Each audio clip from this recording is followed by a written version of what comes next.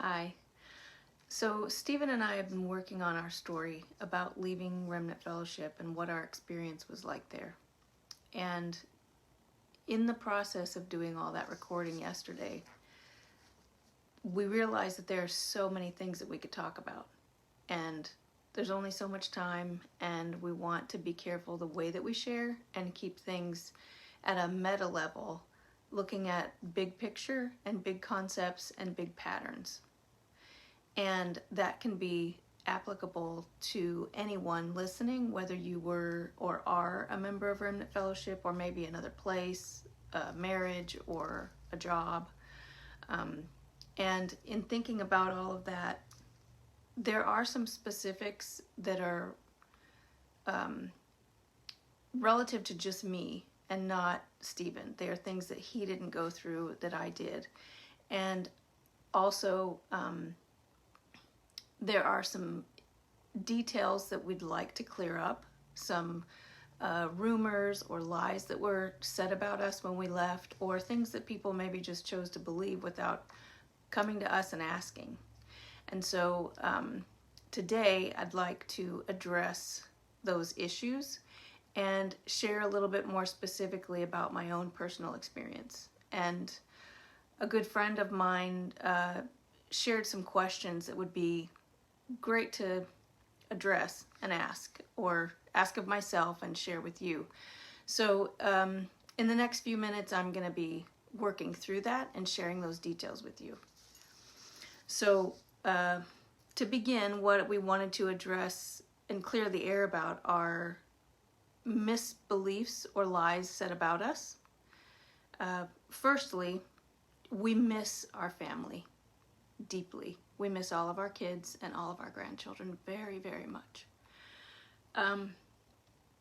Leaving, we didn't think that we would lose them like we have. And we long for those relationships. We've reached out to them a lot. Some respond sometimes, some don't at all. And that's been painful. And we know the risk of speaking up may create more distance from us and them. But because we know all the things that we do about other people and what they're going through, people that have left even a long time ago, and what they are struggling with their faith, with their identity, their personal safety, their autonomy, their core beliefs of themselves and God, we just can't be silent about it anymore.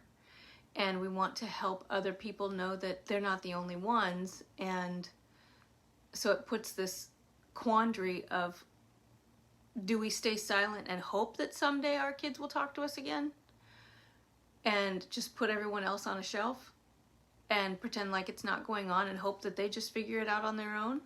Or do we speak up and normalize the fact that these things are going on? And we have found healing. I have found healing. I found growth and strength, but it has been hard and it's been work. And I've needed help from others. I've needed support from other people that have left, and help from professionals. And so putting that off, it feels like the example of the parable of the Good Samaritan, where the Levite and the Pharisee were more concerned about their own reputations than they were the person that was on the side of the road that needed help.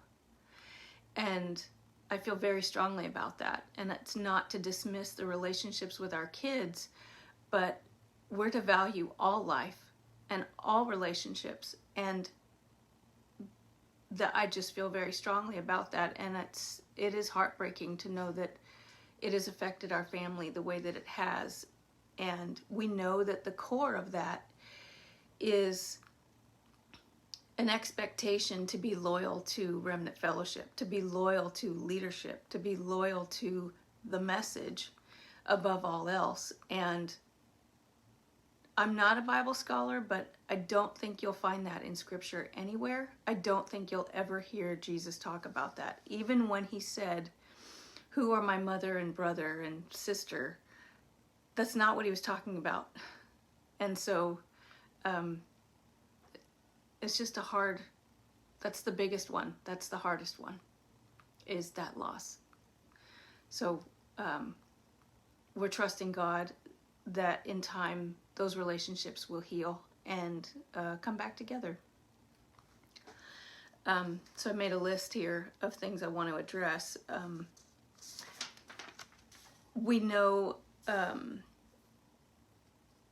the conflict that I already mentioned that can't be overstated, remaining silent for the sake of relationship and reputation when we know that other people are being hurt, manipulated, or abused. There's just so many families. It's mind-boggling to know. And we know that we only know a fraction, and who knows what's gone on over the last 20 plus years. Being told that because I post on social media, whether I name Remnant Fellowship, leadership, or even just generic posts about emotional and spiritual abuse, or even liking anything that Michael Shamblin puts out, that is considered spreading lies, exploiting family members, spreading hate about people that other people love, that these are reasons to see us as unsafe for our grandchildren or for anybody to talk to us, that these are reasons to cut us off. These are actions that are manipulative, controlling, and they rob people of free thinking, free speech, and a denial of experience, that I can't say anything that is contrary to what someone else believes, and that puts me at risk for even getting to see my grandchildren, getting to talk to my daughters, having a relationship with Steve's kids. It is devastating. And to think that people just blindly listen and hear these things and are afraid to even contact us or talk to us. People that we were friends with for 20 years. People that were like, someone that was like a mother to me won't talk to me anymore. Even if I send cards and send text messages and all of that, I've just crossed this this line and touched the sacred cow, I guess.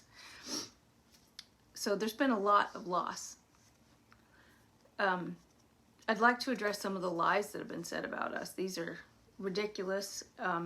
I know that they are directives from leadership, or things that were just made up about us, or exaggerations. And unfortunately, people won't contact us to ask a question and find out if it's true. They're just gonna, it seems that people will just believe what they're told, even if it's been told to them by someone that didn't even know us. It's mind-boggling to think that that can happen. And I was thinking about this earlier today, that imagine if you had a child that was 5 years old and they came to you and said, "Mommy, I'm not going to talk to my friend Susie because she's not friends anymore with Sally, or she wears purple dresses and I don't like those, and she's bad, and I'm going to tell all my other friends not to talk to her too." We wouldn't allow our children to do that. How is it possible that as grown adults, educated, high income earners are acting this way? It is juvenile. It's childish. That is hateful. And it's disorienting to think that we have to go along just to be safe in an environment that has the title of God on it. It's shocking. That should be enough alone to leave that place. So some of these lies that were said about us, that we were kicked out, that was new. Haven't heard that one yet. That we were kicked out because we were prideful. We were not kicked out. We left. We chose to leave. And it wasn't over pride. It was over discovering the reality of what's so incongruent with the love of God there. And we shared that very specifically. And you'll hear that in the video with Stephen and I, that we talk about why we left and how that all came out.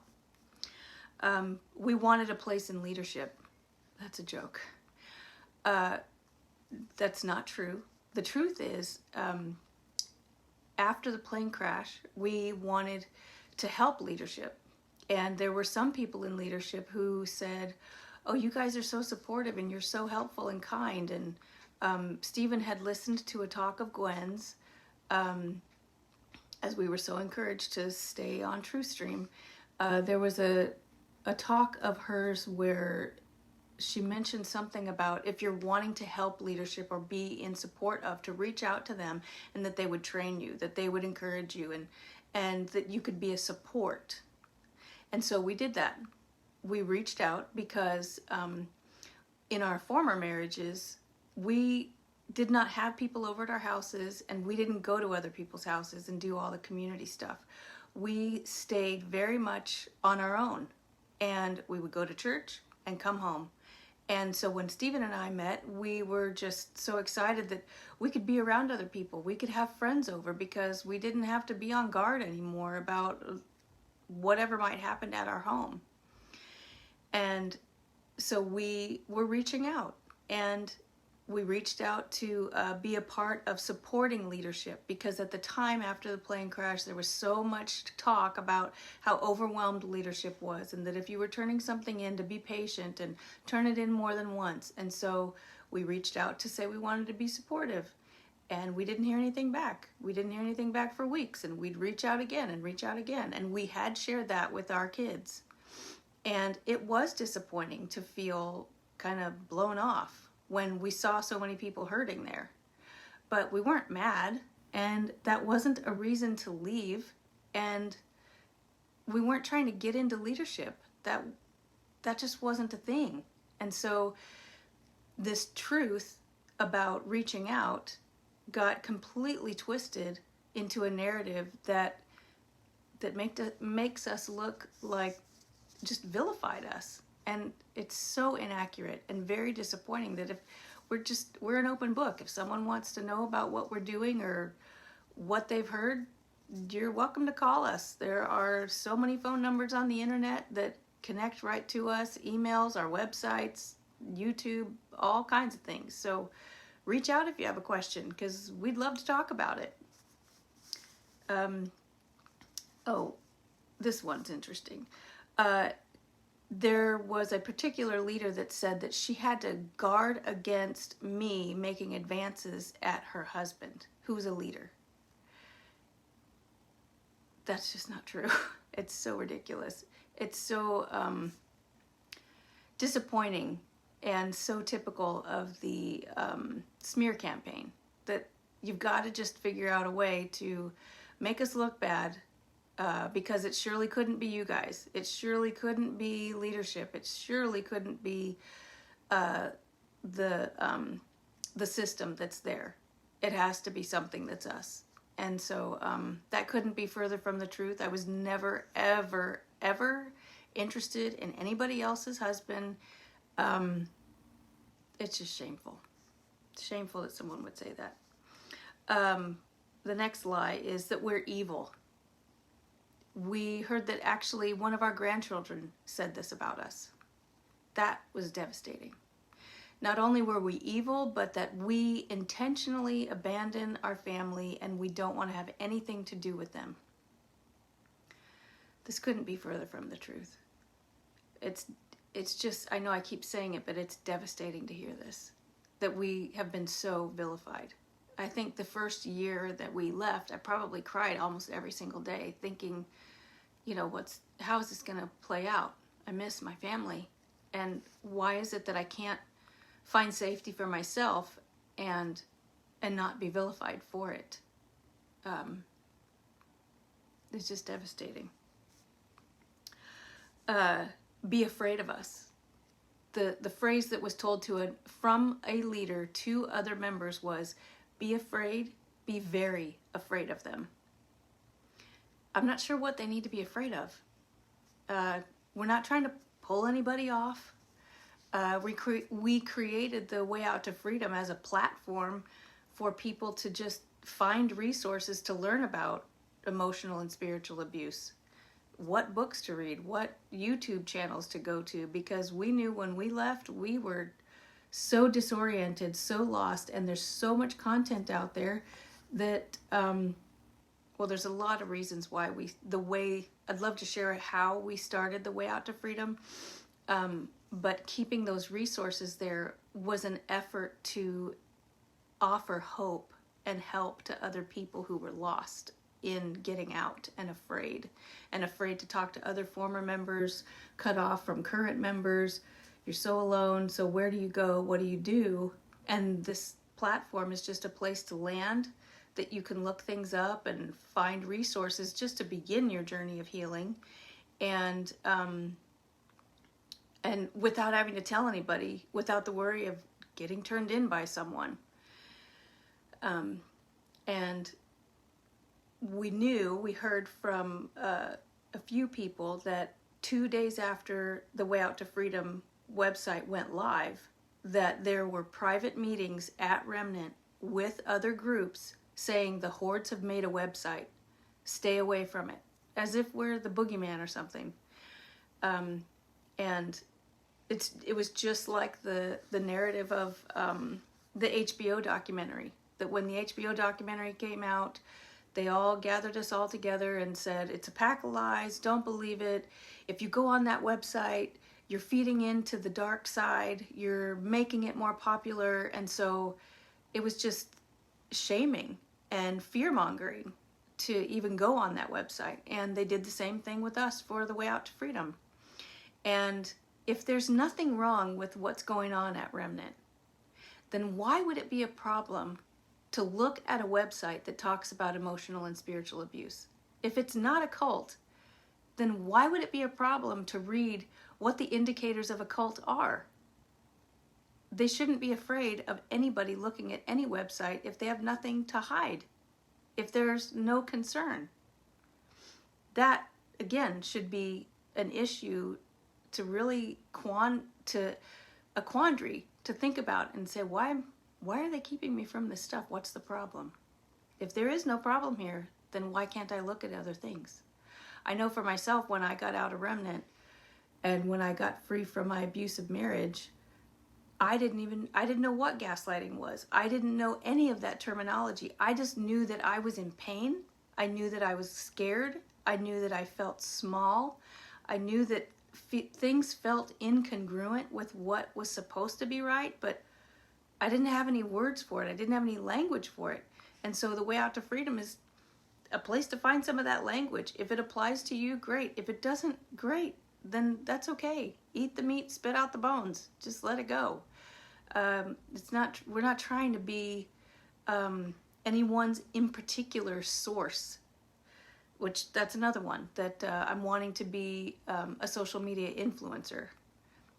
Well, if the things that I put out on social media influence other people, if it influences people to get healthy, to be hopeful of life instead of wanting to just die, which is exactly where I was so many times, to find hope and healing, whether that's through Anchor of Hope therapy and the Way Out to Freedom or someone else, great, then good. I do want to be an influencer. There's nothing wrong with being an influencer. There's so many other people who are. And so for some reason that is taboo, but in reality it's not. I was the problem the whole time. That in my abusive marriage, it was me making it up.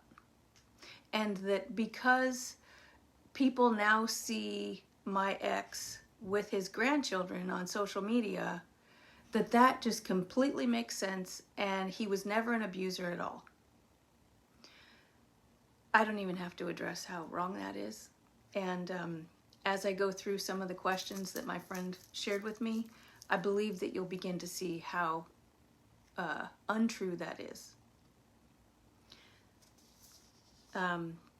We wanted to start our own church. Nope. Didn't want to do that either. we just wanted to be free. We just wanted to be able to find, seek, and experience God in a healthy environment. Even if that environment was sitting in a park, or just reading our Bibles at home, or reading another book that wasn't authored by Gwen, that was authored by somebody else, to just sit and pray and learn and explore and discover things. So, no. And the Way Out to Freedom is not a church. It's just a website platform. And yes, there's a community group that we have for former members. It's just a support group of people that get together to be heard and seen. I'm not the leader of it, neither is Stephen. We just happen to provide a platform for everybody to show up. It's no different than maybe saying, hey, let's just all meet at Starbucks for a conversation. That's all it is. It's not a church. But starting a church is not a sin. It's not wrong. So again, these things that get brought up as reasons to be afraid of us or that we are suspect are normal human things that normal human people do. We aren't bad, evil, or wrong. So I want to address a little bit about Anchor of Hope. Stephen went to college and got a master's degree in marriage and family therapy 25 years before Remnant. And this was always inside of him. It was always his heart. And he just had never been in a place in his life to explore that, to be able to become what he was wanting to be. And inside Remnant, we would have never been allowed to do that. He would have never been allowed to be a therapist. And so leaving Remnant and leaving Nashville and being in Texas and completely starting over, God woke that love back up in him. And one of the coolest stories, one of my favorites about him, is he took a test, a placement test, to see where he would place in getting his license. So after 25 years of no studying, no practicing as a therapist, he took the test and scored, I think, 3 points shy of getting a license. That's huge. That tells me, and I believe it should tell you too, it's in his heart. It's always been inside of him. He's always been a helper. He's always been that kind of man. And so having an opportunity to become his truest self, to do the things, to find your first love, to find the things that are your gifts, that, that's what Gwen used to say all the time. And in that process, in my own going to therapy and counseling, Stephen took a course to be to be a certified life coach as well. And I discovered that I could take that course also. And it's connected to the people that I went through therapy for. And I began to discover my truest self. I began to discover how much I love to help and support others too. And so going through that same training and certification was, it was like getting a new life. And then this organic way evolved of Stephen and I talking with other couples and young parents and just friends or people that we met, and discovering this synergy between the two of us, that we both were on the same track wanting to help people. And so becoming a life coach and therapist together, offering parenting coaching and marriage counseling as a couple, it just evolved. We weren't looking for it. And it was a big risk to quit my job and start doing coaching alongside of him. But it's been the most wonderful journey together. We love working together. We have our own independent clients, and we have clients together. And it's just the most fantastic thing that to get out of difficult marriages, difficult places, find healing, and work together to help other people find healing, whether they are former Remnant members or people here in Carmel or people, all over the country maybe that need some help. And we can offer that as life coaches nationwide, or even just meeting here in the Carmel area. So it's just been amazing. A second lease on life, when there were so many times that I would go to bed and just beg God to let me die in my sleep because I just didn't want to wake up in pain anymore. And it's all over now. And it's so great to get to help people. So to hear these lies that people say about us and vilify us it's devastating, because we realize that it has created, even in people that have left Remnant, people are still afraid to talk to us. And that's okay. We don't have to be friends with everybody, but we just don't want other people to live in fear, and we don't want to be the source of anyone's fear either. So I hope in sharing all of this and answering these questions I'm about to share, and then sharing this video of Stephen and I sharing our story together, I hope that it will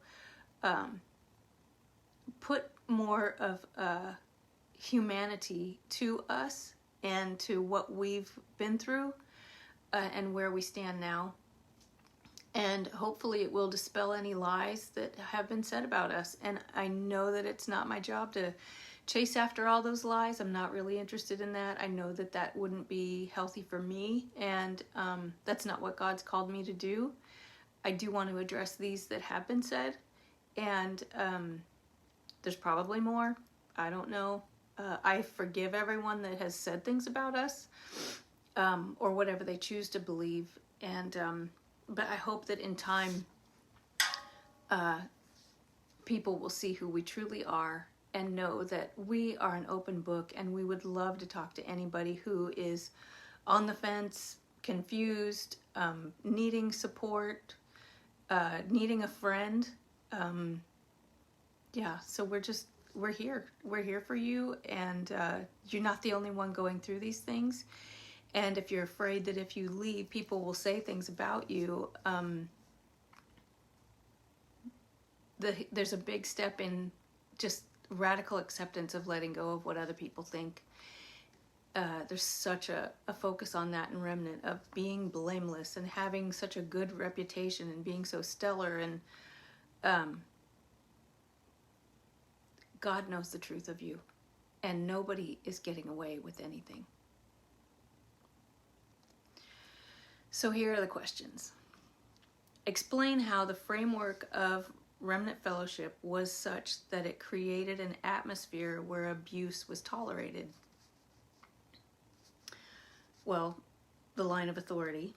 So anyone above me, that would be anyone that's older than me, anyone in leadership, my spouse, anyone in a position of respect, or like the police or my boss, that I am subservient to them, and that I should never question up, never correct up, and never question up.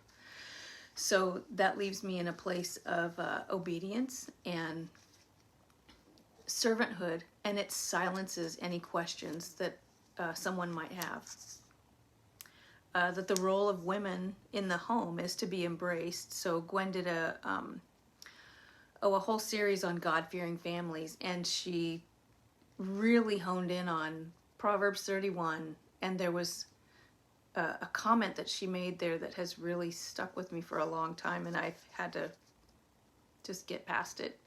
And that was that if someone gets angry, that you should not have.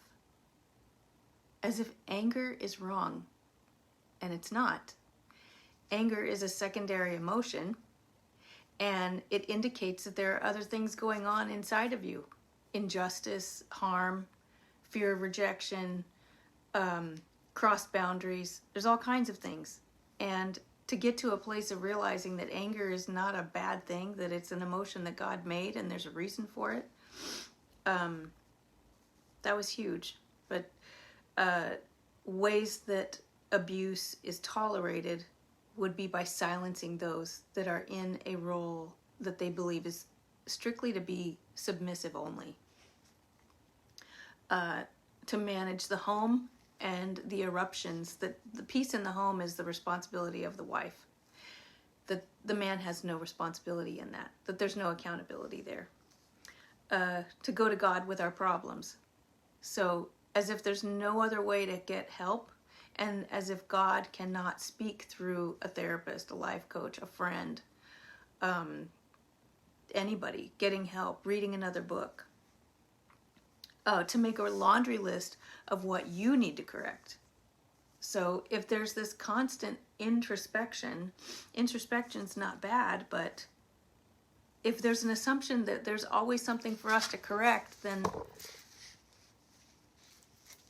we can never hold anybody accountable. And we're always the one to blame. And it creates this less than mentality. And we were called to live abundant lives, not small lives. So my story about my marriage and my experience in an abusive relationship or relationships, I think is best described as death by 1,000 paper cuts. And most emotionally abusive relationships are. Gaslighting, denying reality, telling me that I'm stupid, that things didn't happen that way, questioning me over and over again. Constant criticism. One example that comes to my mind a lot is if I were ever to use like a 3 or 4 syllable word, the response would be, "Are you sure that's a word? How is that a word? Do you even know it's a word? How would you even know that?" As if I'm too dumb to know more than a 2-syllable word. And it affected me so much that I was very careful how I spoke, and I made sure to use very small words so that I wouldn't get verbally attacked by the language I was using. Belittling, being mocked, laughed at. I was always criticized for how big my calves were. If I ever let my hair go curly like I do now, I would be teased for it, criticized that it didn't look good. So I kept my hair straight for 40 years. And when I moved here and got free of all of that criticism and ridicule, and honestly being in the heat in Texas, and going through menopause, it was too hard to keep it straight. And so it was just time to let it go and embrace who God made me to be. And now I've learned to love my curls, and I love the size of my legs because I'm the physique and stature that God made me. And yes, I want to be healthy. Yes, I live a healthy life, and I exercise, and I eat well. But I'm not trying to be a toothpick skinny person anymore. At one point I got down to 113 pounds, and that's extremely unhealthy. And even then I thought that I was fat. Silent treatment's a big one. If I was ever running late or gone longer than he wanted me to be, or he wanted me home to serve him, cook something, do something, I would get the silent treatment, and it would last for days. He would sometimes even just sit with his hand in front of his face so that he couldn't even see me, and it just expressed this disgust towards me, just feeling unwanted and hated in my own marriage. Isolated from support and safety. There was a time when he left as a over-the-road truck driver, and our front door wouldn't lock, our back door wouldn't lock, and he left me there without an ability to lock the doors. So I couldn't lock them at night. I'm there by myself. And he eventually at one point had said that the reason why he did that was so heinous he couldn't even say it out loud. And I knew what he meant. There was an insinuation that he was setting me up to be attacked or hurt, or to allow someone to break into our home so that I would be hurt or killed.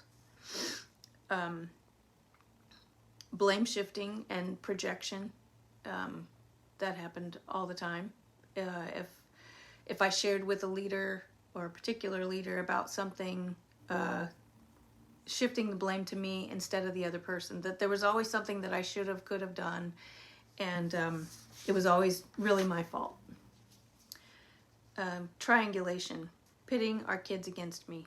So Stephen and I talk a lot about triangulation in our other video, but going to leadership and asking for help, and then leaders going to that person instead of helping us manage that challenge, or talking in that relationship, talking to my kids about me, or if my kids at one point, maybe as teenagers, didn't like the strict rules that I had because I was trying to survive in that cult, that some of them, one of them in particular, would go to their dad and yeah, your mom's a bitch. Oh my gosh, yeah, she's so mean. And, instead of being unified as a couple, it did not help, and it only caused confusion. And I do want to say that I forgive him. I forgave him a long time ago. I'm not mad at him. I'm just speaking truth about my experience. I don't wish harm on him. I've let that go. I've made peace with that. And I'm just working towards my own healing.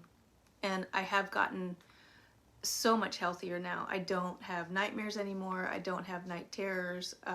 I'm much less triggered by things. I've lived in fear for a long time of being killed. I've lived in fear for a long time being stalked, and even being stalked in my own house for a long time. And it's just hard to put your finger on those things when you're in it, but that's what it was.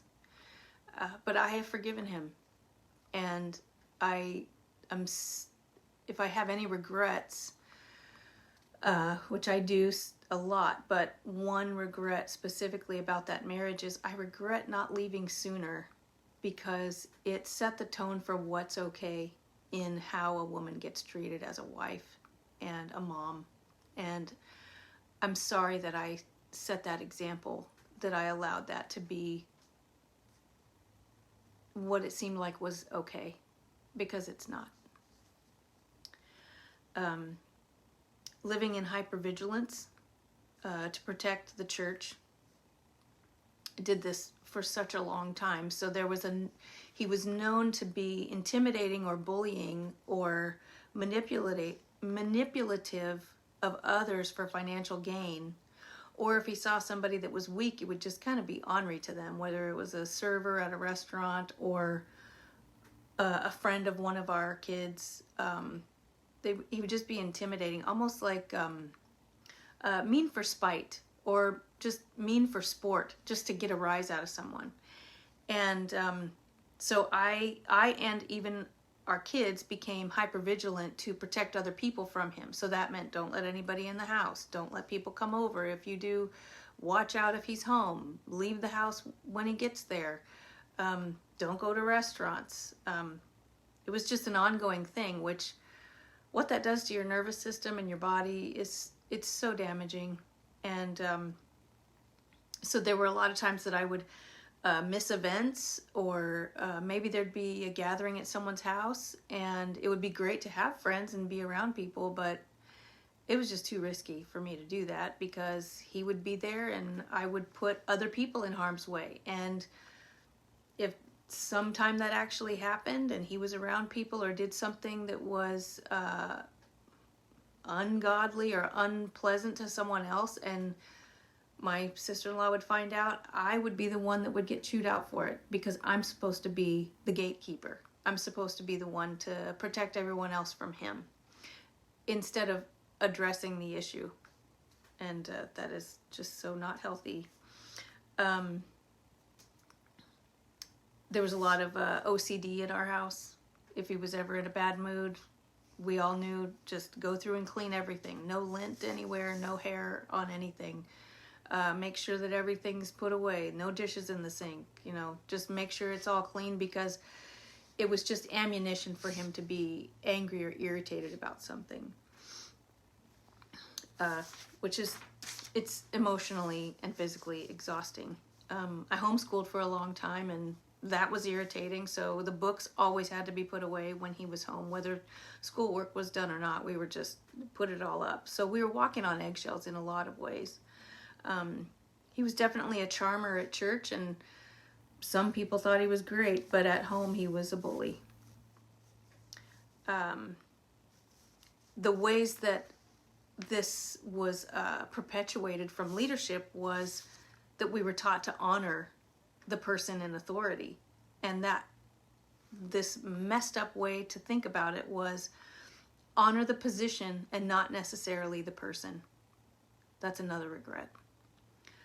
Or another way to say it is fake it till you make it. And it's teaching tolerance of abuse. It's not teaching the truth that that's not an honorable thing to do. That's not what God called us to do. That's not what Scripture says. And I do regret teaching my kids that. I regret teaching other women that were in difficult marriages. And again, I didn't even know that I was in an abuse until I left. I didn't know that that's what it was. I just thought that it was challenging and hard, and it was probably my fault because that's what we were taught. The outcome of all of this is an ingrained sense of self-doubt, guilt, self-blame, prolonged trauma, no accountability to the person that's the abuser. It invalidates abuse, and it erodes self-esteem, and it teaches wrongly to tolerate it. So how did this affect me and my family? Well, there was a time when my hair was falling out.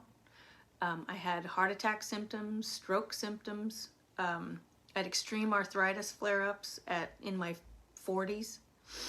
I broke out in hives from my neck to my ankles at one point.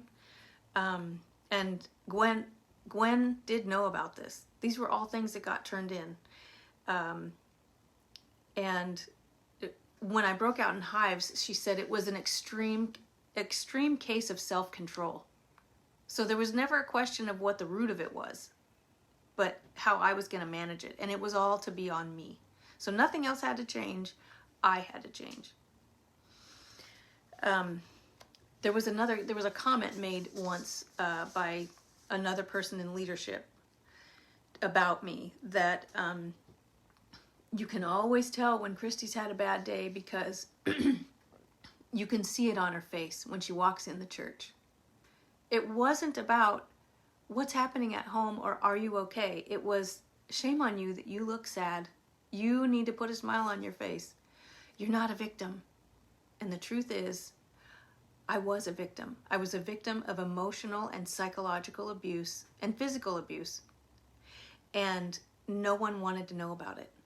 And I was supposed to be hiding it with my smile and give that smile away because that's from God. There was a lack of consistency with jobs, so there was really financial abuse. There were many times that I had to have a second job and manage the kids. There were times I was having a second job and homeschooling my girls and having to manage keeping them in that line of being at their right weight, so monitoring their food or withholding food, which was terrible, and I've shared that story in our other video. All three of my girls, when they turned 17, came to me and said, I can't take it anymore. I got to get out of here. And they were talking about him. And they did all leave. One of them lived with Elizabeth for a year. One of them lived with another leadership family for a year. Or longer, probably. And the youngest one ran away. So how is it that all those things were my fault? How is it that I was the one making all that up? I couldn't have made my kids want to move out to get safe, to get a break from the intensity in the house. And I'm not saying I was a perfect mom. I know that I did things that were extreme. They were strict. And it's not an excuse, but it's part of the process. I was living in hypervigilance. I was living in terror. I was living in abuse and trying to keep the peace with him and keep the peace with the family member in leadership so that I wouldn't get attacked, and keep my kids from being attacked by either of those people or seen as less than. And work 1 or 2 jobs, and all the while look inward and lose more weight and serve him more and do better. Yeah, that's a lot to juggle for someone, and I just wish I would have gotten out sooner. I think I could have shown up better as a mom and for myself if I wouldn't have been there as long. So there's been a lot of forgiving myself and coming to terms with those things, that I did the best I could with what I believed was the truth at the time. And I definitely did it out of love for my kids, or fear that me or they were going to go to hell, or that it was my job, as that scripture gets misused, that how do you know, wife, if your unbelieving spouse will come to God if you live a righteous life and you're going to make your children clean. There's just so many scriptures that are twisted and misused to manipulate submission, and it causes a lot of harm. Let's see. Were leaders aware? They were absolutely aware. There were many leaders that were aware, because we'd turn things in a lot. I would turn things in with my sister-in-law when things were peaceful with her, or if she felt that it was deemed acceptable enough to turn in. So yes, several of them knew.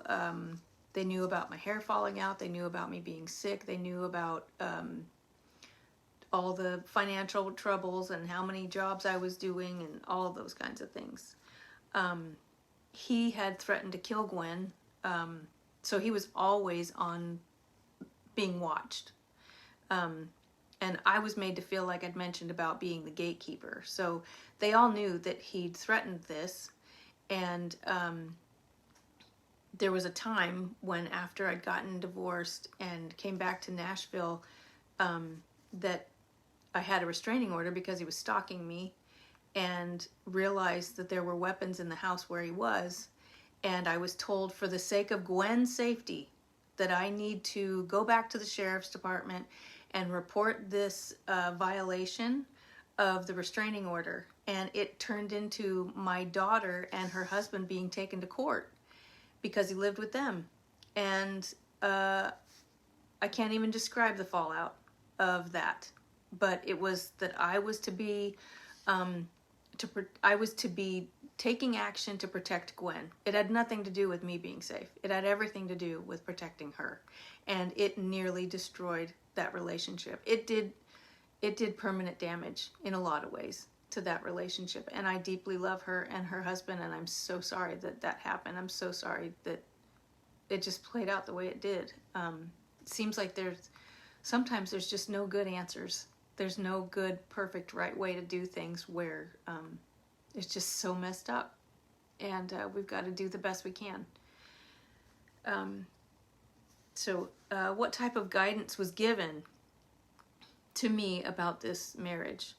I was to always keep my sister-in-law informed, that she was the go-between between leadership and me, that it was never as bad as what Gwen went through. So suck it up. Don't be self-focused. Concentrate on raising your kids and work on yourself. Be at your right weight, which there was a time when your right weight was, for a woman, 5 feet was 100 pounds, and every inch after that is another 5 pounds. So I'm 5'4", and so I should have been 120 pounds. So anything over 120, I was not at my right weight, and that was part of the problem. Because if I can't be trusted with being obedient or in self-control of what I put in my mouth, then how can I be trusted with anything else that I do? Because I don't have self-control. And so if my weight's off, then all the rest of my life and my judgments are suspect. I'm called to serve others. So just keep serving other people and don't worry about yourself and God will take care of it, which really is a way to just be avoidant and dismissive. And the last one was always take a class. So whether I was struggling with alcohol, struggling with PTSD, nightmares, being stalked, feeling alone, feeling suicidal, I should just take a class and everything's going to work out fine. And that's not the case. I did find a class to take to help me with my overdrinking that was not authored by Gwen. And I eventually did tell this family member about that. And the response was, that's so sad that you took a class that you can't give credit to Gwen for.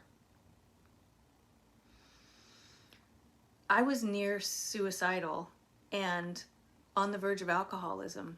And the worry was whether Gwen was going to get credit for my sobriety and my life. And that was a huge indicator for me that there's a problem. I slowly stopped sharing my details of life and my struggle to get healthy and safe with people after that. Did you feel that it was unsafe for your children? I did. There were plenty of times when I knew my kids were being intimidated or hurt or manipulated by him. And but early on I was told, when they were toddlers, so long before Remnant, if I ever tried to leave, that would indicate that I would take my kids with me. And I was told very specifically that if anyone took his kids away from him, that he would kill them.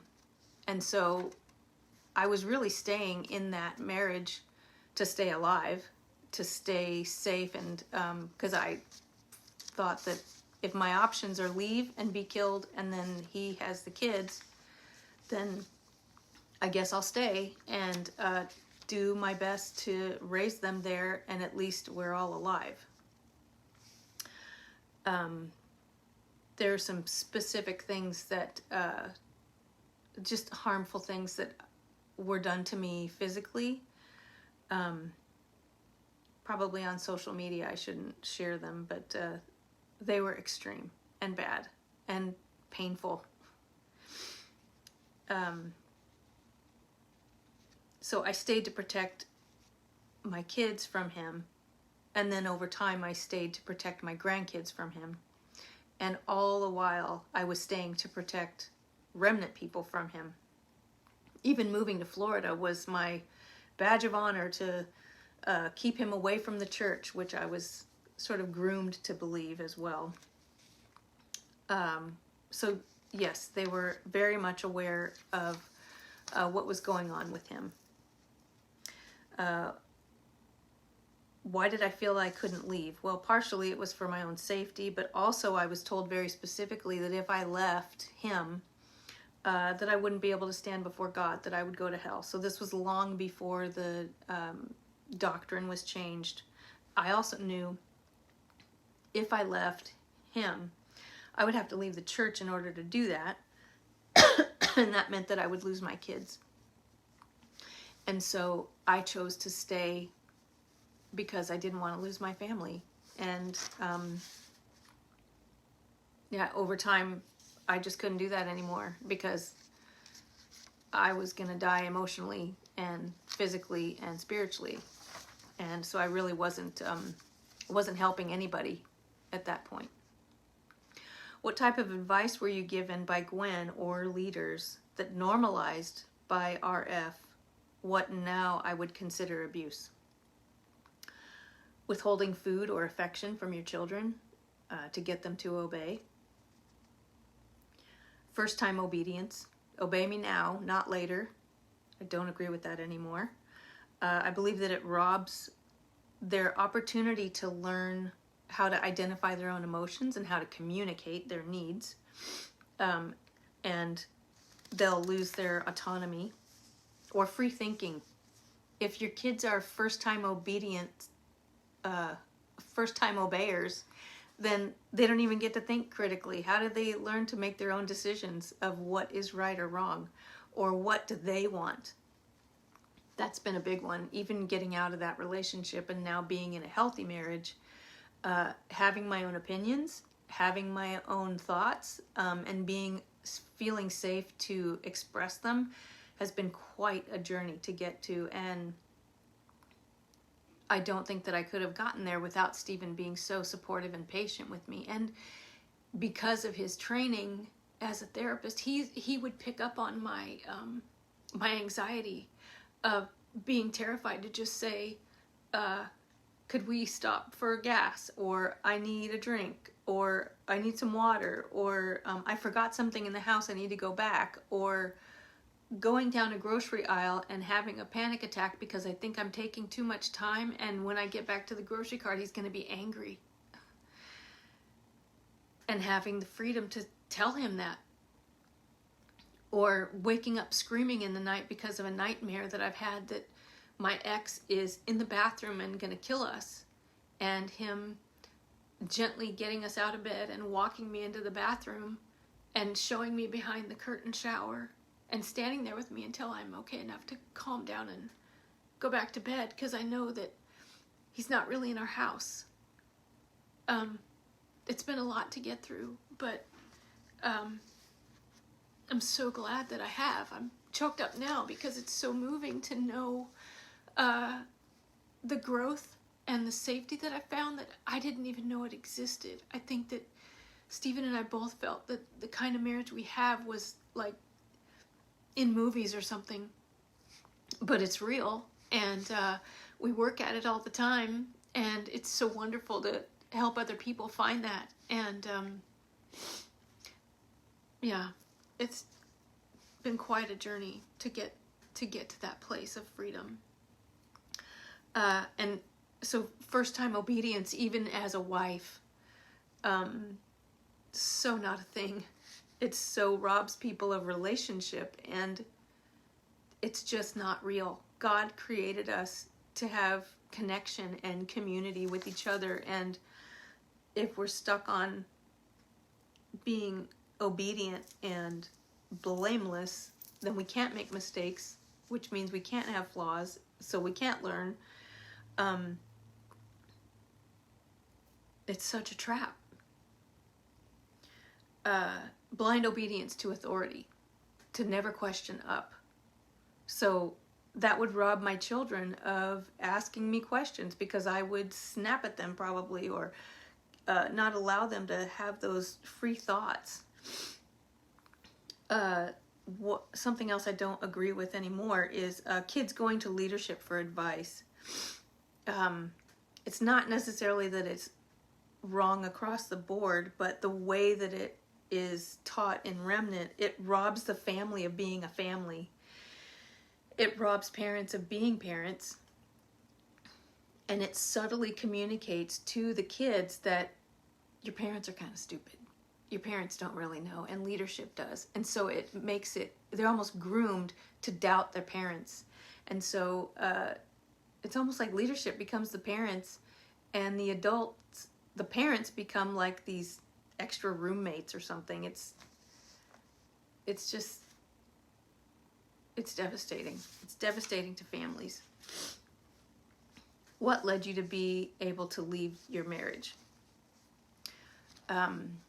So I had turned in so many times that I was desperately begging permission to leave this marriage because it was so abusive, and I was so unhappy, so miserable, so lost, so self-medicating, wanting to die, living just such a unhappy life, and being shamed by so many leaders. At one point I called a particular leader and I was begging him to let me leave, which I'm a grown woman. I'm 47 years old. I didn't need their permission, but in that mindset of being so under authority and equating leadership's approval with God's approval, I put myself in a place of submission to them, that they were ruling and dictating my life, and I didn't even see it that way at the time. And this one particular leader, when I was just saying he doesn't, it's a loveless marriage, it's so unhappy, please let me out. He said, well, now, Kristy, you know he loves you. I mean, just the tone is mocking. And my response was, I don't feel loved by him. I feel possessed by him. I feel owned by him like a slave. Well, that's just what God says. If he didn't cheat on you physically, then, you've got to stay. And I just felt so trapped that there was nothing except death that was going to get me free from him. And I was devastated. But over time, I kept getting sick. I kept getting worse physically. And I thought I'd had a stroke. I had blurred vision and slurred speech and exhaustion while I was at work. And I've mentioned this also in our other video, but I thought I'd had a stroke and reached out to a friend of mine that's a nurse who was in Remnant at the time and knew my ex very well, very afraid of him. And she said, you need to go to the hospital right now. And so I was at the hospital for 10 hours. They did all kinds of tests on me. I'd also reached out to my former sister-in-law at the time and let her know that that's what I was doing. And they couldn't find anything wrong with me. And so they sent me home after 10 hours and a huge hospital bill and said, you need to rest. You just need to rest. And I was very stressed out. And I told my sister-in-law at the time that that was, they said that there was nothing wrong, and that this nurse friend of mine said it was probably a psychosomatic illness, which is basically your body shutting down and manifesting illnesses when it's really emotionally related. This is a really simple way to explain it, but so she knew something, my nurse friend knew something was wrong, and it made sense to me, but it didn't make sense to my sister-in-law. And she said, well, you sure you haven't sinned? You haven't done anything wrong? You haven't been fighting with him? You haven't overdrank? You haven't done anything wrong? And I had done those things in the past, but this time I hadn't. And I was just sick. I was sick and worn out and just in despair of life. And she said, do you mean you haven't done anything wrong? As if you can't be sick and have not done something wrong, because they must be correlated. If you're sick, then something has to be, you did it to yourself. But I knew I hadn't. And she said, you mean you're like Job then? Is that right? Is that what you are? You're like Job now? And I was finally so sick and tired of it after, almost 30 years of her bullying. And I said, yeah, you're right. I'm like Job. That's what happened. That's what it is. I'm just like Job. I felt like if I didn't say that, she wouldn't let up. And I just kind of felt like, you know what? You think whatever you want, but I'm sick and I need help. And I'm going to rest. And I don't really care what you think. So that broke off some fear from her, which was great. And I began slowly having my own identity in that it's okay to defend myself. And I was believing in myself that it wasn't all about me doing something wrong. I was breaking free of that shame. But the other thing that took place was that this nurse friend of mine reached out to leadership and said, my friend is sick and she's going to die. She was very afraid for my safety, very afraid for my physical health. And she told them, because of her medical license, that if she didn't turn in my situation in my home to social services, that she could lose her license. And so she was having to turn this in if they didn't get me out of my home. So I got a call a few days later from my sister-in-law who said, Gwen said, enough is enough, as if she's been bearing this burden with me. Enough is enough. If you feel like you need to go ahead and go. So I was in Florida at the time and orchestrated my own departure. I had a police escort and had 30 minutes to pack my home, and loaded up what I could in the few minutes that the police were there to escort me, and got out. And I had to leave everything else behind and start over. And so in a nutshell, that's basically how I got out of that marriage and what led me out. And ironically, within a few days, Gwen reached out to me and said that she'd been studying the scriptures and working on this document, and this divorce document, the new divorce doctrine, was coming out, and that I was free. I was free with God, and everything was going to be okay, and that the ink hadn't even dried on this document that she'd written, and that the sun is shining and everything's going to be great. And it really had nothing to do with the situation being turned into social services. So it really doesn't matter anymore how it all played out. I'm free now. I'm safe. I'm healthy. I'm whole and clear-minded, and on a journey that I know is not, it's just ongoing. That I will probably forever be learning false beliefs that I've had that were ingrained in my 20 years at Remnant Fellowship, or in those abusive relationships I had with those other people. And with the help of a healthy marriage and time and grace, I know that I'm getting stronger every day. And I just want to encourage anybody else out there, if you are in an abusive relationship, marriage, job, church community, that it's okay to ask questions. It's okay to seek help. It's okay to make mistakes. It's okay to ask things and find out that maybe things don't apply to you. What's not okay is assuming that it's all your fault and that there's no way out, because there is a way out. There is hope, and you can live a happy, peaceful life. I hope this helps, and I look forward to finishing our video of Stephen and I and getting it out there too, so that you can see and hear what our hearts truly are. And again, if you have any questions, we would love to talk to anybody and just work through your own questions. If you just need someone that's a kind listening ear.